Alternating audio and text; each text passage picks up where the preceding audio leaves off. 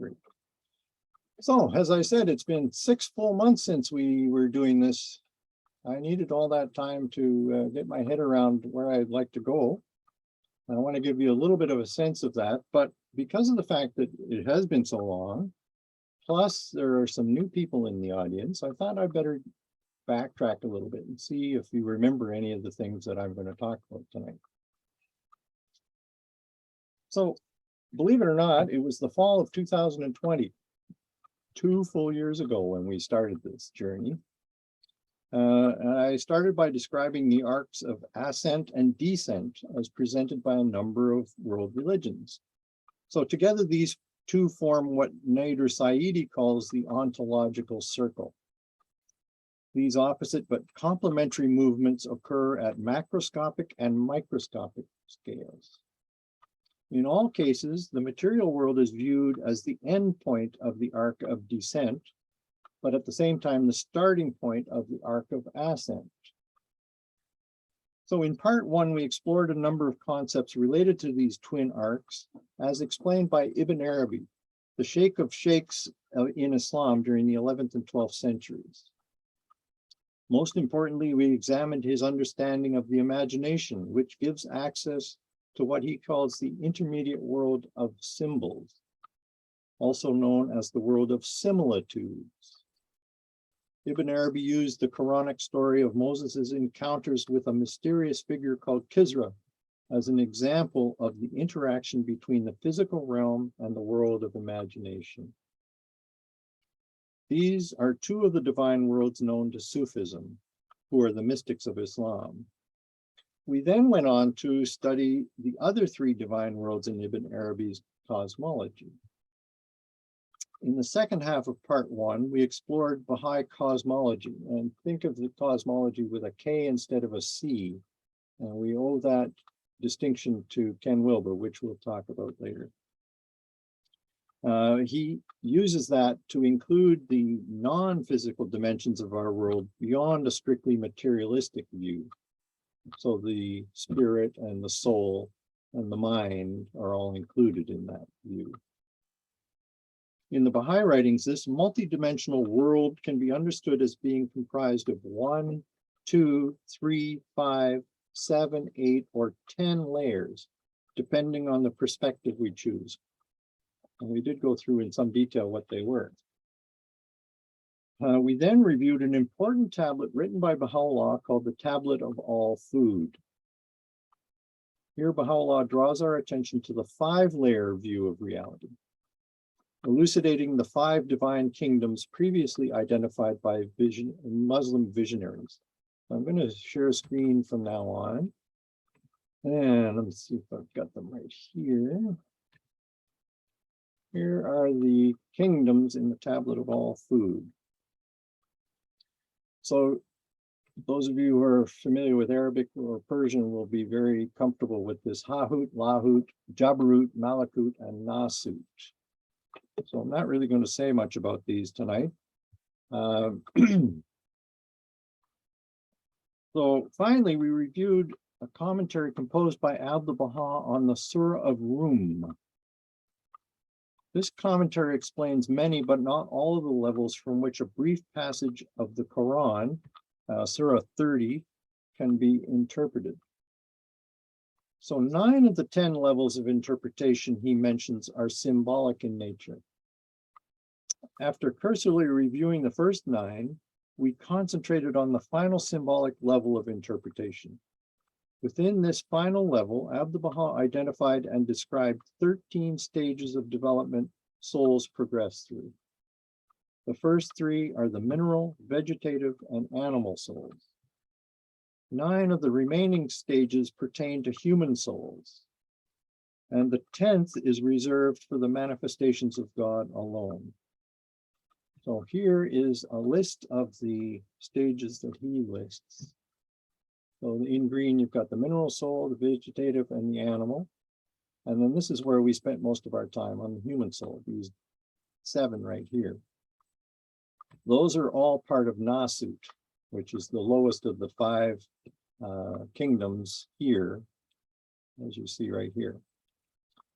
Then when you come up to number 8, it's the angelic soul, which is in Malakut. And then there are very few of us who do this, but some are capable of ascending to the soul of dominion, which is Jabarut. Okay. Now the 10th one is reserved specifically for the manifestations of God, the divine soul, the soul of the sanctified realm of the primal manifestation. And in the handout I gave you, there is the the information as to the name of the commentary. All right.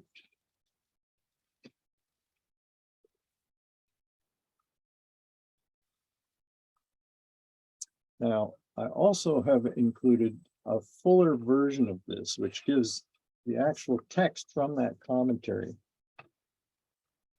Well, at least an approximation of the text. So you can see the mineral, vegetative, animal, and human are all part of Nasud. And then the human soul is broken up into these 7 or 8 sections: the commanding soul, the blaming soul, the inspired soul. These 3 come specifically from the Quran. I guess the Assured does as well. And then the accepting soul and the accepted soul are, the concept is there in the Quran. I don't know if the term itself is. And then the perfect soul. And then we rise to Malakut, the soul of the kingdom of God. And then in Jabarut, the soul of the realm of divine command. And I've colored this last one because it's part of Lahut, which is the second to the top in that long list. And this is the one that is only, well, it's forever beyond the reach of human beings. Okay, so now I'm not seeing anybody. Yeah, that's all right. So these 9 stages which are available to human beings constitute a map of future human spiritual development. However, Abdu'l-Baha's descriptions of the higher stages are quite lofty, often transcending ordinary human experience, so they are challenging to understand. It's not always clear which stage of soul development each of us has attained, nor is it particularly obvious how to evolve beyond our present stage. For these reasons, the rest of the Arc of Ascent course was designed to compare Abdu'l-Baha's list of stages, which together might be said to form the Baha'i understanding of the Arc of Ascent itself, with similar lists of the stages of soul development offered by 2 earlier religious traditions, specifically Hinduism and Buddhism. So our goal throughout the whole course has been twofold: to learn if other religions can shed additional explanatory light on Abdu'l-Baha's challenging account of the stages of soul development, and secondly, to clarify and ponder any similar or any dissimilar features they present. And starting this evening, part 4 will begin to introduce Ken Wilber's monumental attempt at a synthesis of these and other spiritual developmental lists. Okay, so in part 2 of the course, we explored the extensive writings of Sri Aurobindo, who died in 1950. He's a modern-day exponent of the Hindu religious tradition. And here's a picture of him in his final days, about a month or 2 before he died. Aurobindo was a gifted yogi who devoted several decades of his life to a constant exploration of the full range of human potential. He interpreted his extensive record of yogic experiences in part by referring to such seminal repositories of Indian wisdom, such as the Vedas, the Upanishads, the Bhagavad Gita, the Vedanta of Shankara, and accounts of Ramakrishna and Vivekananda in the 20th century. Aurobindo regarded the arc of descent as a process of what he called involution, by which God emanates his consciousness through through a series of progressively more material levels. This descent terminates in physical reality. At that point, the reverse process of evolution, or the arc of ascent, slowly makes its way back to its original source. Because of their position at the turning point of the divine cosmological project, human beings are considered to be transitional beings. Aurobindo refers to his yogic findings under the heading, the parts and planes of consciousness. We studied these at some length, becoming familiar with the inconscient, the subconscient, the outer being, which is comprised of the physical, vital, and mental selves, the inner being, which includes the inconscient, the subconscient, and the subliminal, and the inmost being, or the psychic being, which lies behind waking consciousness. Lastly, we looked at those levels beyond waking consciousness.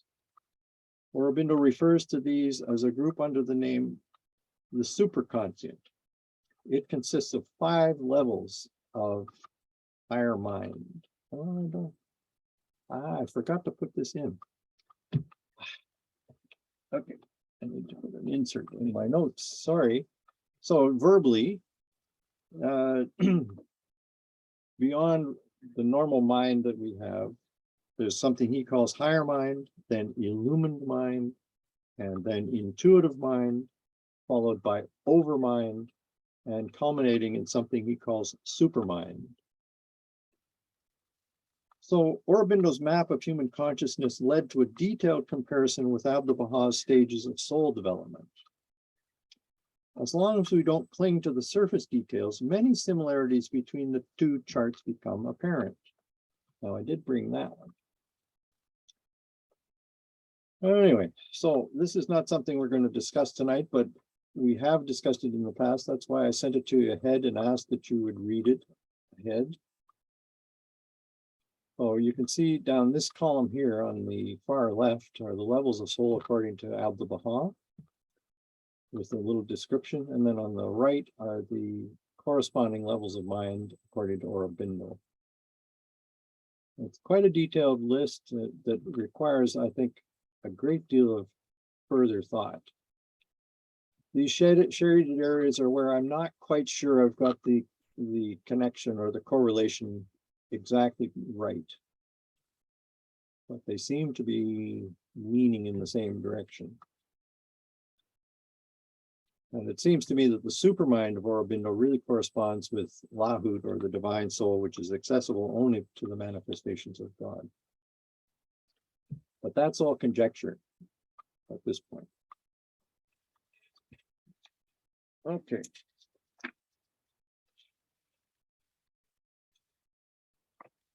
So we turned in part 3 to Buddhism. So given the numerous differences between this religious tradition and the Baha'i faith, we spent time considering the various types of religious responses that religious believers have when faced with other faiths which hold views which diverge from their own. This led us to consider the need for interreligious dialogue in our religiously diverse world. Next, we investigated the life of the Buddha and his earliest teachings as far as they are known 2,500 years later. These centered on the 4 Noble Truths and the 8-factored Noble Path.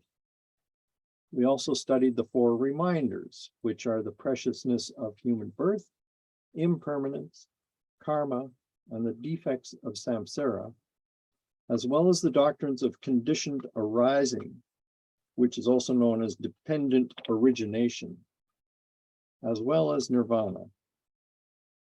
We found that there are 3 main vehicles or branches of Buddhism, the Theravada, the Mahayana, and the Vajrayana, as well as 3 turnings of the wheel of Dharma. So we'll be reviewing the 3 turnings in our 3rd class on Wilber. I think that's in class 5 by the time we get there. In terms of Mahayana Buddhism, we learned that the 3 bodies of the Buddha we learned about the three bodies of the Buddha: the transformation body, the enjoyment body, and the Dharma body, and the central role played by the concept of emptiness. We familiarized ourselves with the Bodhisattva vow and the 6 perfections that the Bodhisattvas practice. And finally, we studied the 2 primary forms of Buddhist meditation: tranquility meditation and clear seeing, known as shamatha and vipassana. These 2 serve as the backbone of all 3 branches of this religion.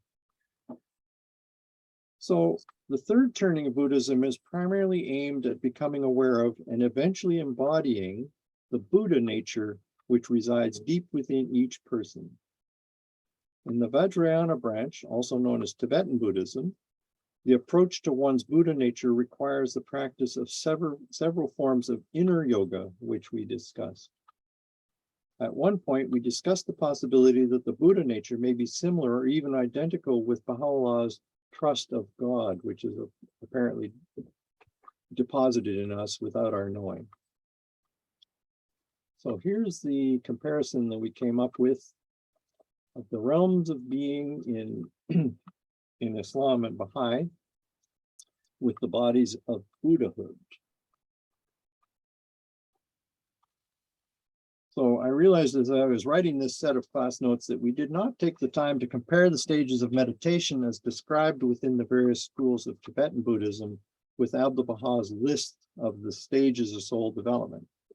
So this is a task I'll need to complete before we reach the end of part 4.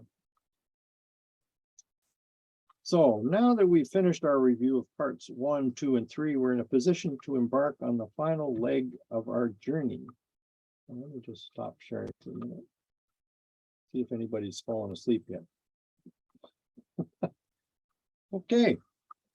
So some of you will know that this is actually the 4th time I've presented the thoughts of Ken Wilber to people in Ottawa. So here are the titles and dates of the 3 previous courses.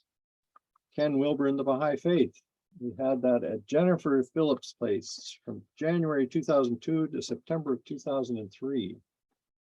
Quite a long time ago, 20 years. Then there was Integral Spirituality Towards a New Understanding of Religion.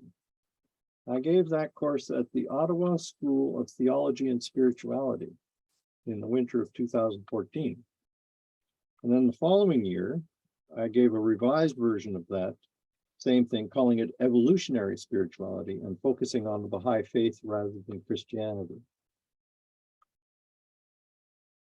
So this time we'll be studying Wilber's most recent book, The Religion of Tomorrow, a vision of the great traditions, more inclusive, more comprehensive, more complete. He finished that in 2017.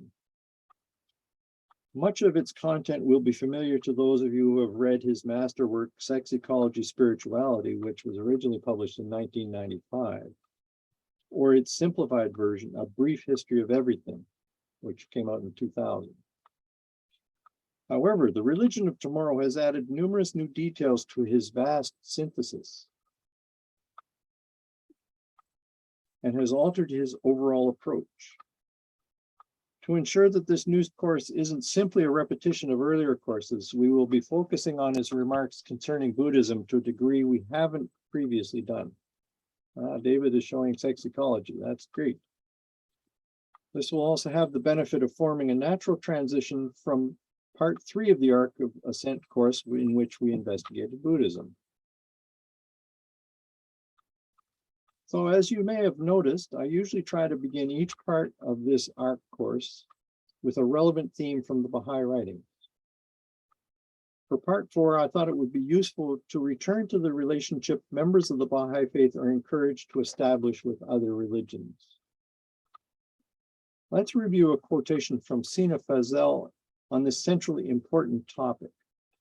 So for those of you who are new, what I'd like to do is to ask people to help me read some of these so that I don't have to talk all night and you get participating with me. And I have a list of everybody alphabetically, so I'm just going to start at the top and take it from there.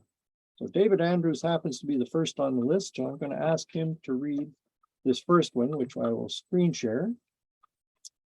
And which one is it right here? Okay, so back here. Okay, so that's number one for you, please. Just give me 1 second. The essential reality of religion. Shoghi Effendi has written that. Are you there, David? Yeah, can you hear me? I am talking.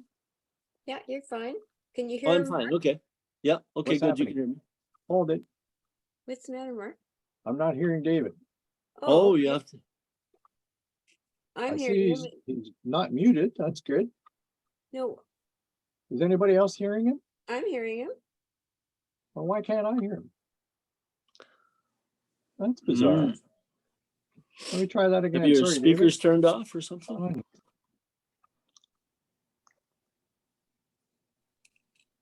Oh, for crying out loud, I can't hear a thing. Testing 1, 2, 3, 4. Testing, Can you hear that? testing. Yeah.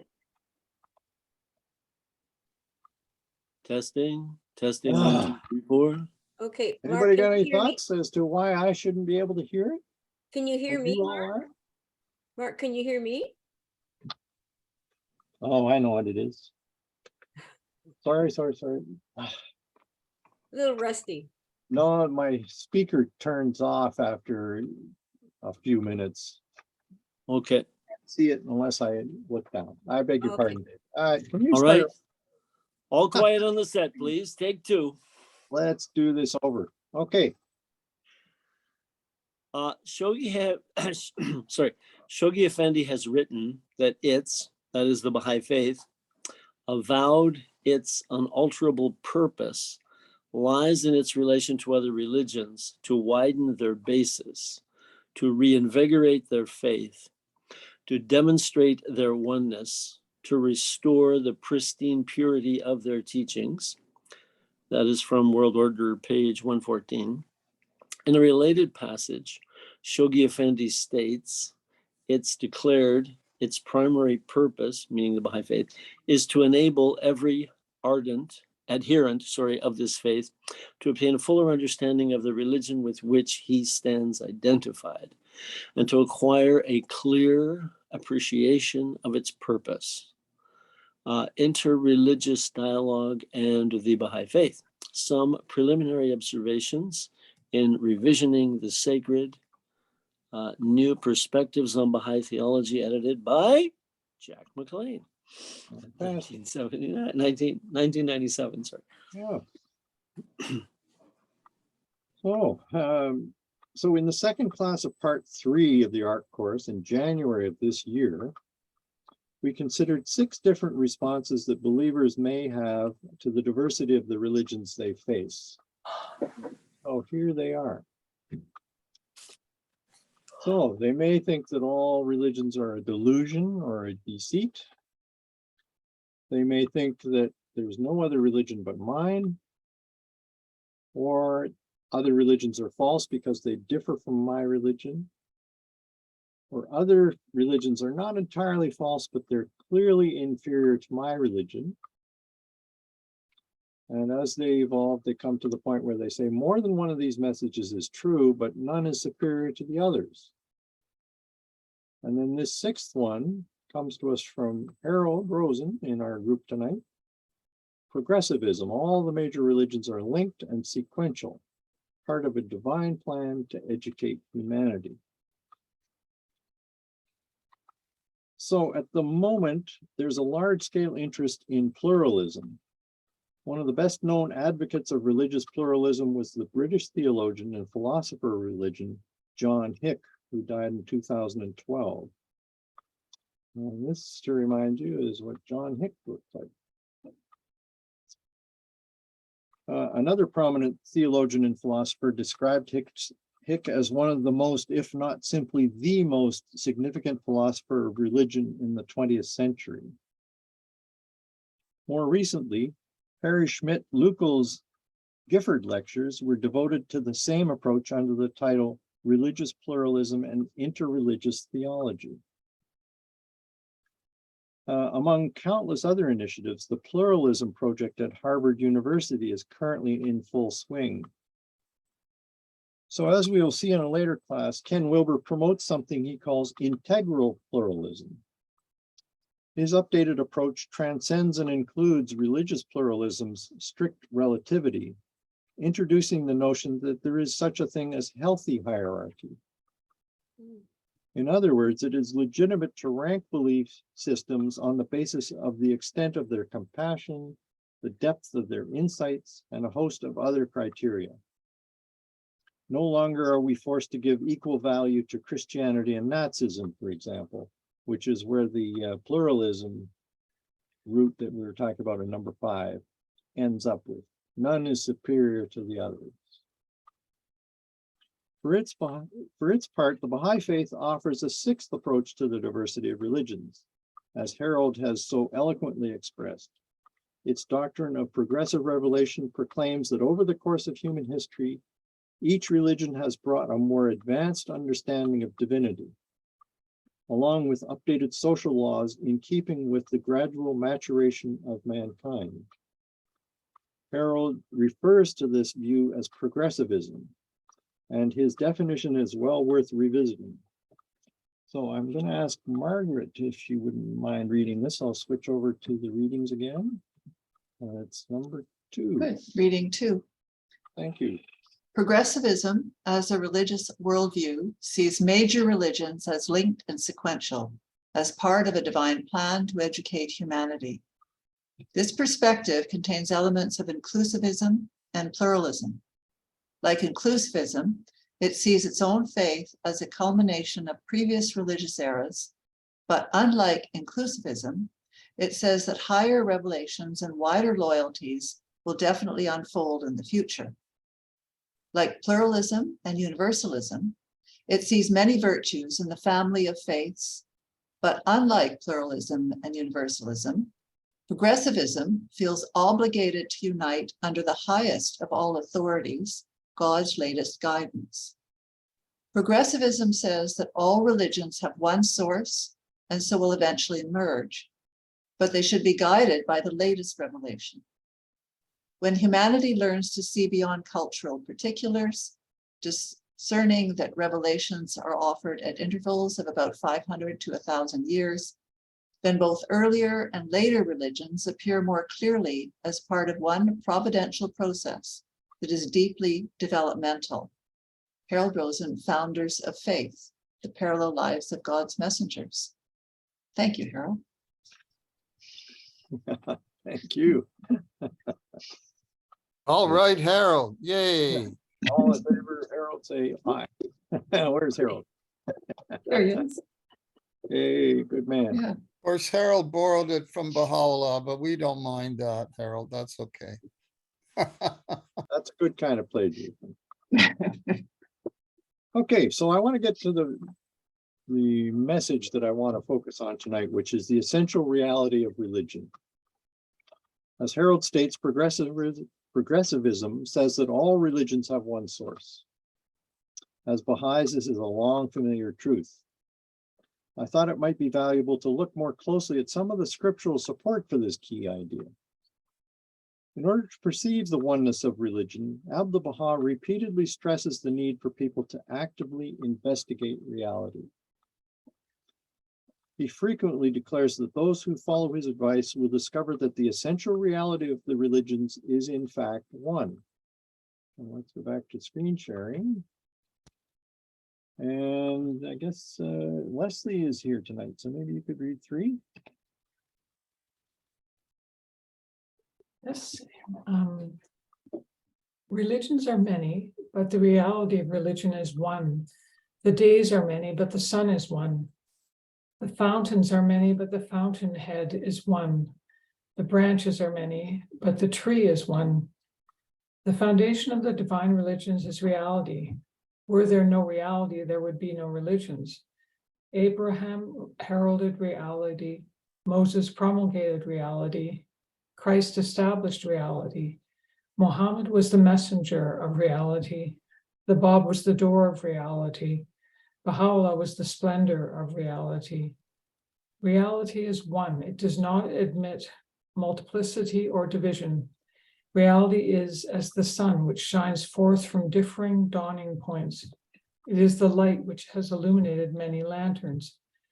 Therefore, if the religions investigate reality and seek the essential truth of their own foundations, they will agree and no difference will be found. Abdu'l-Baha, Promulgation of Universal Peace. So the widespread failure to recognize this essential unity is caused by a confusion of the two types of teachings brought by every divine religion.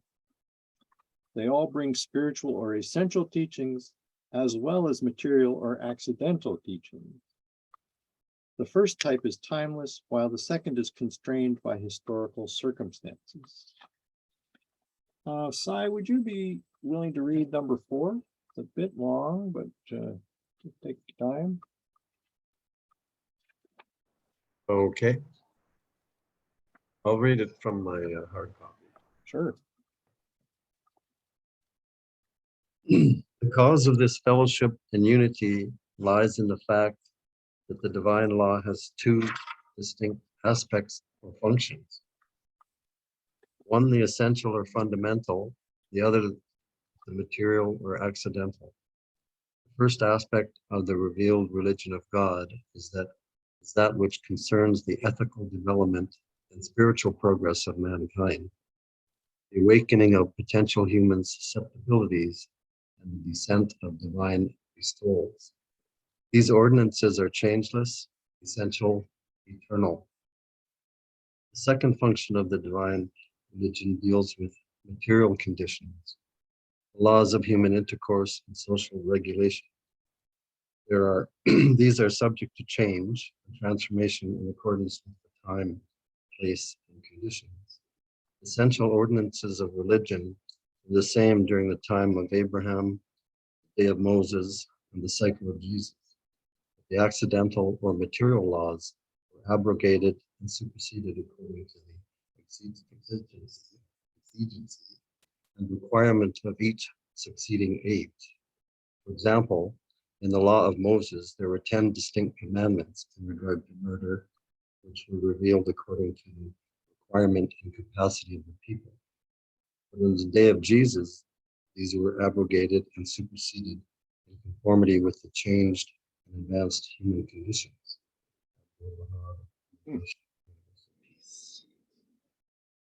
Thank you. So an inability to distinguish between the eternal and the temporal aspects of each religion has led religious followers to clash with each other. Okay, David Erickson, would you read number 5 for me?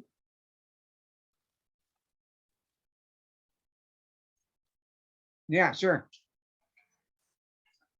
But inasmuch as religions are submerged in dogmatic imitations, forsaking the original foundations, and as imitations differ widely, therefore the religions are divergent and antagonistic. These imitations may be likened to clouds which obscure the sunrise, but reality is the sun. If the clouds disperse, the sun of reality shines upon all, and no difference of vision will exist. The religions will then agree, for fundamentally they are the same. The subject is one, but predicates are many. The Promulgation of Universal Peace, page 126. Thank you. So he also presents an alternate way of understanding this failure of discernment. Think of the singular nature of light and the many lamps from which it happens to radiate. Now, is Marnouche there by any chance? I don't think so. There's one person whose name I don't recognize, Okay. but I don't think Marnouche is. Peruse Mandy is the last name for Marnouche. So she may not be there. Okay, Belinda, would you read this one for me? Number 6. Which one did you just read? Oh, it's number 6. Yes, please. Okay. Likewise, the divine religions of the holy manifestations of God are in reality one, though in name and nomenclature they differ. Man must be a lover of the light no matter from what day spring it may appear. He must be a lover of the rose no matter what soil it may be growing. He must be a seeker of the truth no matter from what source it comes. Attachments to the lantern is not loving the light. Attachment to the earth is not benefiting, not befitting, but enjoyment of the rose which develops from the soil is worthy. Devotion to the tree is profitless, but partaking of the fruit is beneficial. Luscious fruits, no matter upon what tree they grow or where they may be found, must be enjoyed. The word of truth, no matter which tongue utters, it must be sanctioned. Absolute verities, no matter in what book they be recorded, must be accepted.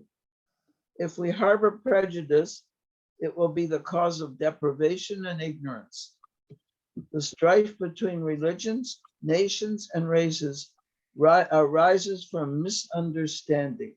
Abdu'l-Baha, Promulgation of Universal Peace, pages 151 and 2. Thank you very much. Ugh, sorry for all these long quotes, but I thought it was important to come back to a real authority Yeah, to get the Baha'i perspective clearly in our minds. Yeah, It is Mark, could I say in regard to reading 6, Yes, this is actually very, very revolutionary because it happens in religion and in politics that people will only acknowledge the truth if it's coming from the source that they recognize. My holy book, my prophet, my political party, whatever. mhm, But Abdu'l-Baha is broadening, he's breaking down all the barriers here, and he's saying, it doesn't matter what the source is. It doesn't matter. The source could be your enemy. The source could be a religion that you don't like. The source could be your noisy next door neighbor. It doesn't matter where the truth is coming from. It needs to be acknowledged regardless of the source. It's a rather revolutionary teaching. It doesn't mean that everything that the source emanates is correct, but it's really a recipe for broad-mindedness, wonderful liberalism, broad-mindedness, and universality. It's very, very inspiring. Thanks for including that one. oh, you're welcome, Jack. And the next one is going to flesh it out even further. Heather Harvey has her hand up, I see. What would you like to say, Heather? When I was teaching, I went to a presentation about teaching world religions in elementary schools, and there was a pilot project at that time going on, and the Baha'i faith wasn't in part of it, of course. But anyway, I went to these talks, and the idea was, and interestingly, the people who were organizing it said, now don't forget, just because you learn about another religion, quite possibly you're going to find like really bad things out. Like you don't assume that what you find is something that's agreeable. It may not be agreeable. It was as if teachers were being warned that there's, strange things in those other religions, and we should watch out for this. Mhm. And I was just really amazed that people would think that way, because to me it was like as a Baha'i, it was like a way to grow and see the world in different ways and through different lenses and things. So I'm assuming there's still people out there who think that way. Oh, I agree. And that's the exclusivism that we were talking about a few minutes ago, where they're aware of other religions being out there, but they're all wrong. Mine is still right. Yeah, and it's not just that mine's right and they're wrong. They have things in them that are quite nasty if you look carefully. It's so it's sort of even beyond that, what I felt was being said. Okay. This movement to teach religions in elementary schools is now gone anyway, but this was probably in the early 90s. Okay, interesting. Oh, I see Harold's got his hand up here. Oh, just a brief comment. Abdu'l-Baha talked about irreligion too. In other words, I think Abdu'l-Baha was acknowledging religions get distorted. So I guess when we talk about world religion, we tend to emphasize the positive, universal, moral, spiritual teachings. But I think there's grounds in the Baha'i faith for noticing that they get corrupt, they get oppressive. Bad things are done under the banner of religion, and Abdu'l-Baha called it irreligion, or at least that's one of the translations I've seen. I think it's in some answered questions about irreligion. Good. Oh. Okay, Jack, further? I just wanted to follow up on Heather's comment. It may be that the person or persons who said this, Heather, were being prejudicial, but on the other hand, I think, you know, it's a fair warning, because I remember when I took my students to the Hindu temple, with all due respect to any Baha'is of Hindu background, when I went in there, because I was teaching world religions in the Man and Society course at the time, I was rather shocked at all the statues of Ganesh and, you know, the elephant god. And, you know, because in the Judeo-Christian tradition, we're taught about, you know, idols must be, you know, destroyed and so on and so forth, and all these many gods. So, and then of course, when you encounter Buddhism, it's a non-theistic religion. I mean, we don't believe that as Baha'is, that the Buddha was an atheist, but the way the religion has developed, it's a non-theistic religion. So that's also rather shocking. So you can encounter, Heather, do you think I don't know, maybe it was a prejudicial statement, but you can encounter things that are very challenging to your belief system or your taste or whatever in other religions, that's for sure. So maybe it was a fair warning rather than a prejudicial comment. I don't know. Because I was quite, when I went into the Hindu temple, and Ganesh was life-size, you know, there he was with his trunk, and I had to adjust to all of these gods and goddesses that were in there. I see Belinda would like to make a comment. Could you unmute? the- Okay, I think that this is referred to in one of these passages we just read, where Abdu'l-Baha spoke about diversity of practice and imitation leading to misrepresentation of basic teachings. By the way, Ganesh, I happen to be quite fond of. When it was explained to me, the different parts of Ganesh refer to different things, and it has meaning. In a way, it's like a cartoon that teaches something, if you read it properly. So you go into a Hindu temple and you're a little startled by all the gods and goddesses. If you've been prepared properly, you will look at them and see that they are representing different qualities and virtues. And so this is where we have to know something about what we're doing ahead of time, so to speak. Well, especially if you're a teacher taking classes into such a place. So perhaps, Jack, you weren't as well prepared for that as you needed to be. But, you know, we all have to start somewhere. And I mean, I actually was, Belinda, but because I taught Hinduism, but I was still slightly shocked at the size at the size of the statue. And I quite like Ganesh myself, but Yeah, good. anyway, Yeah, he's quite cute. Anyway, yeah, it's you can see these things always in a way that teaches the basics and the fundamental verities.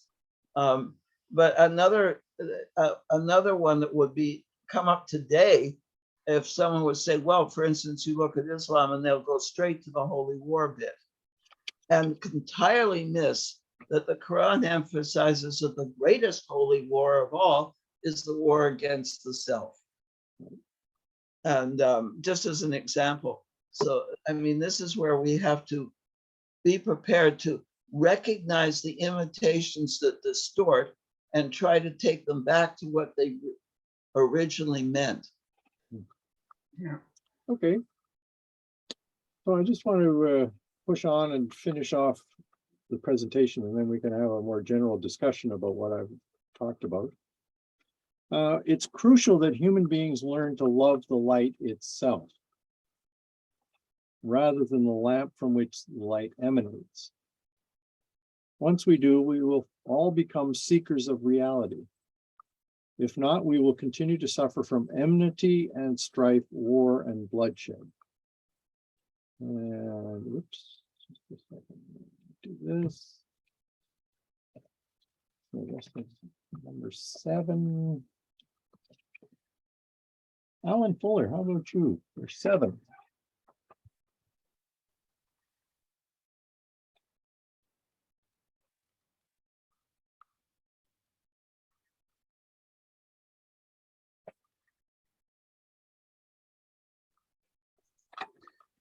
Okay, number 7. If we are lovers of the light, we adore it in whatever lamp it may become manifest. But if we love the lamp itself, and the light is transferred to another lamp, we will neither accept nor sanction it. Therefore, we must follow and adore the virtues revealed in the messengers of God, whether in Abraham, Moses, Jesus, or other prophets. But we must not adhere to and adore the lamp. We must recognize the sun no matter from what dawning point it may shine forth, be it Mosaic, Abrahamic, or any personal point of orientation whatever. For we are lovers of the sunlight and not of orientation. We are lovers of illumination and not of lamps and candles. We are seekers for water, no matter what rock it may gush forth from. We are in need of fruit in whatever orchard it may be ripened. We long for rain. It matters not which cloud pours down.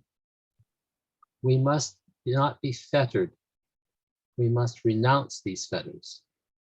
We shall agree, for all are seekers of reality. Pardon me. If we renounce these fetters, we shall all agree, for we are all seekers of reality. The counterfeit or imitation of true religion has adulterated human belief, and the foundations have been lost sight of. The variance of these imitations has produced enmity and strife, war and bloodshed. Now the glorious and brilliant 20th century has dawned, and the divine bounty is radiating universally. The sun of truth is shining forth in intense enkindlement. This is verily the century when these imitations must be forsaken, superstitions abandoned, and God alone worshipped. We must look at the reality of the prophets and their teachings in order that we may agree. That's Abdu'l Baha. wow. Thank you. Very powerful stuff.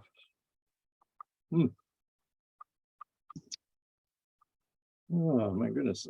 Abdu'l Baha asserts that nations and religions are steeped in blind and bigoted imitations. For the most part, religious believers do not investigate the nature of reality for themselves. Rather, they follow their parents' beliefs and practices unquestioningly. Lori Hanson Tripp, could you read number 8 for me? Yes. Reading number 8. A man is a Jew because his father was a Jew. The Mohammedan follows implicitly the footsteps of his ancestors in belief and observance. The Buddhist is true to his hereditary as a Buddhist. That is to say, they profess religious belief blindly and without investigation, making unity and agreement impossible. It is evident, therefore, that this condition will not be remedied without a reformation in the world of religion. In other words, the fundamental reality of the divine religions must be renewed, reformed, revoiced to mankind. Abdu'l-Baha, The Promulgation of Universal Peace. So what exactly does he have in mind? And his advice is actually quite clear. Heather Harvey, did you read 9?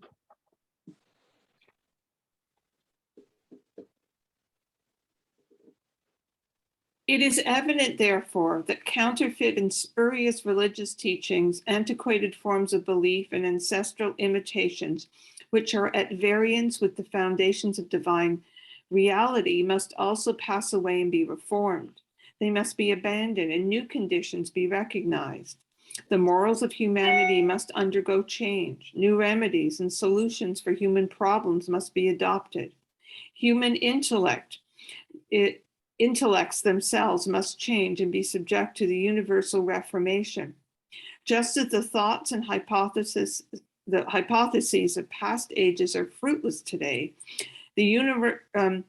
likewise dogmas and codes of human invention are obsolete and barren of product in religion. Nay, it is true that they are the cause of enmity and conducive to strife in the world of humanity. War and bloodshed proceed from them, and oneness of mankind finds no recognition in their observance.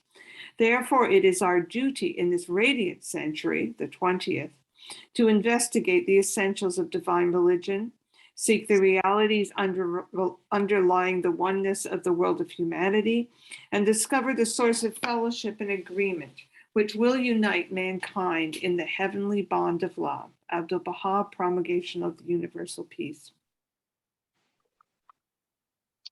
Okay, to seek the realities underlying the oneness of the world of humanity.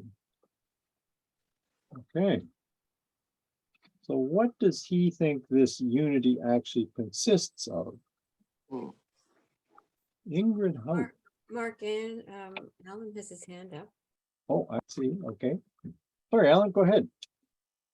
Yeah, I just wanted to touch back on 8 because there's an understanding there that I think is really crucial. I'll bring it back up. I hope I will. 8. Okay, so what I see in here is that the Abdu'l-Baha is saying that is they profess religious belief blindly. Mm-hmm. And then he goes on to say, and without investigation, making unity and agreement impossible. And there's an attitude towards understanding everything in life that's expressed here, that so often we assume things as they are. We don't really investigate, we just continue on with what's going on. And I think that is becoming more difficult as time progresses because our world is becoming increasingly complex, which means that we no longer have the time necessary to sit back and reflect on things. Often we just run from one thing to the next. And that means that it becomes harder and harder for individuals, I believe, to do an investigation. And it's so much easier just to blindly follow what else other people are doing. And when that, somebody says that, I don't know, make America great again is a slogan, that sort of thing. You haven't got time to investigate, so you just go along with, and that it leads to greater and greater dangers. And I think that that's why the 20th century was such a pivotal point. We're sort of halfway between too much complexity and not enough. Well, it seems to me too that this is a mindset that you need to be trained in very early on, because it's difficult for people to change horses, midway through their lives and suddenly think as an individual. But if they were raised that way as a kid, then they've had lots of practice on maybe not so important issues, where they've gone against the grain of the zeitgeist around them and survived and decided that, hey, that wasn't so bad after all. Maybe they turned out to be right about something. So you need to practice that skill before you can challenge somebody like Trump about MAGA, especially with the kind of volatility in the atmosphere that surrounds that whole issue. So what I'm saying, I guess, is similar to what the Baha'i writings say, that you have to promote some of these ideas very early in somebody's life for them to stick and to develop naturally. Mm. Okay, so did you want to say something about that, Alan, or shall I go on to Jack? Okay, Jack, you're next. Yeah, we're getting into a bit of a discussion, Mark. I think you wanted to motor on. But anyway, I just wanted to say that this taqlid, this blind imitation that Abdu'l-Baha talks about, it has very, very serious consequences. I'll give you a simple example, two simple examples. If you're raised a Jew, Jesus is never mentioned, or if he's mentioned, he's mentioned negatively. He's considered to be the breaker of the Jewish covenant, as I heard one rabbi say. So if you inherit, that mindset, then obviously what Abdu'l-Baha is saying is working here, because you will never, ever investigate Christ if you just accept what your co-religionists are saying about Jesus. Or take a more perhaps extreme example, Muslims believing that Muhammad is the seal of the prophets, which means the end of the prophets. And then, of course, Baha'is come along and say, oh, God sent Bob and Baha'u'llah. And the Muslim will say, that's impossible. They're liars. Because Muhammad is the last prophet, without ever investigating it. So it has tremendous, tremendous consequences in the real world when people do not do this. And, we Baha'is also have to be careful that we are Baha'is by conviction and not by inheritance. In Iran, they have an expression, Baha'i Zadeh, which means I was born more or less as a Baha'i and my ancestors were all Baha'is. And this is wonderful. And, if I had ancestors leading back to the Bab, I would be proud too, I guess, if I were a believer. But, I don't want to say I'm born a Baha'i. Nobody should be born a Baha'i.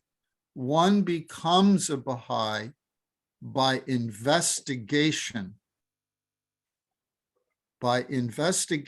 and conviction.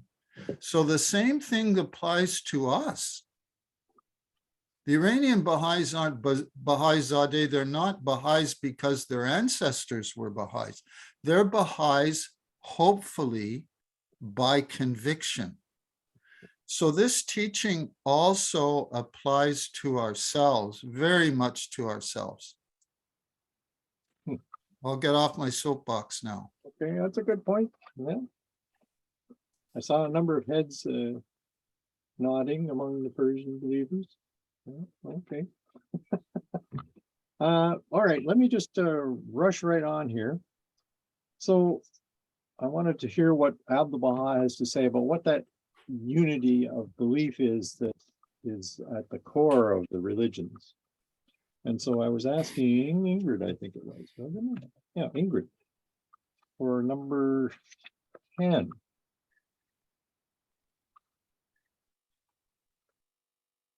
This unity is the radiance of eternity, the divine spirituality, the effulgence of God, and the bounty of the kingdom.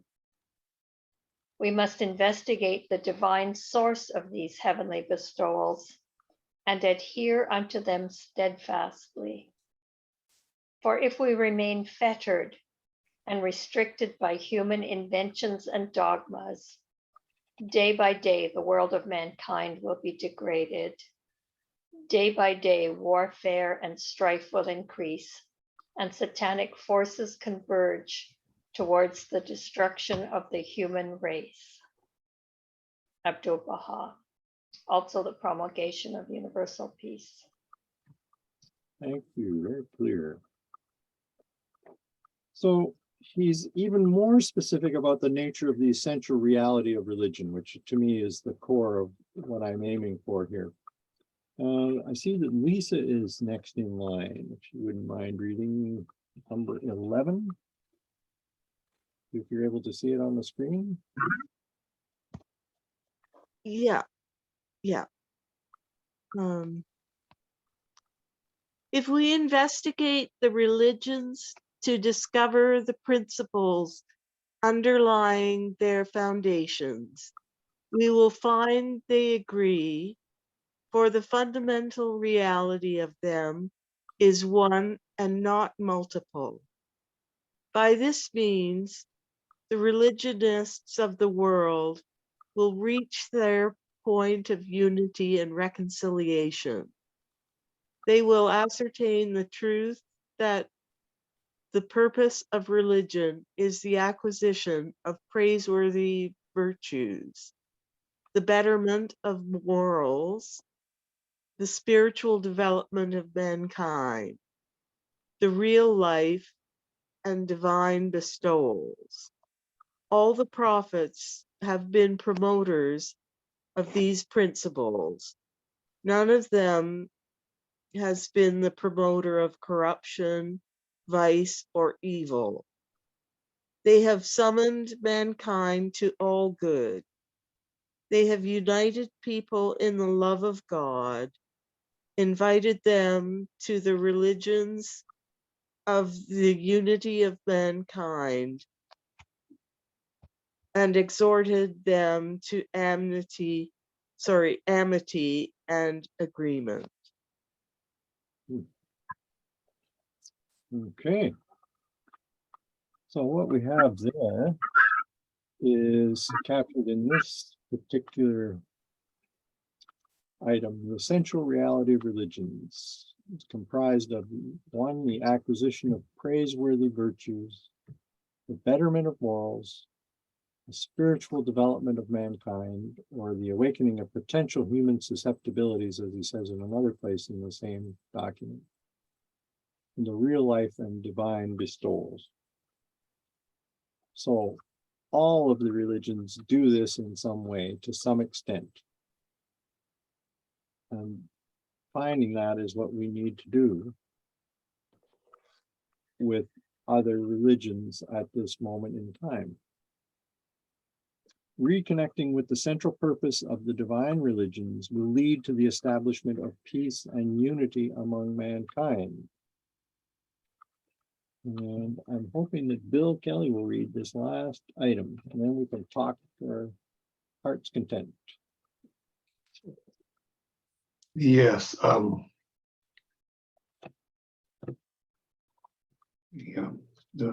We must forget all imaginary causes of difference and seek the very fundamentals of the divine religions in order that we may associate in perfect love and accord and consider humankind as one family, the surface of the earth as one nationality, and all races as one humanity. Let us live under the protection of God, attaining eternal happiness in this world and everlasting life in the world to come. Yeah, thank you very much. Okay, folks, I'm off the soapbox now. It's up to you to ask questions, share comments, disagree. Mark, would you like me to stop the recording now? Yes, let's do that.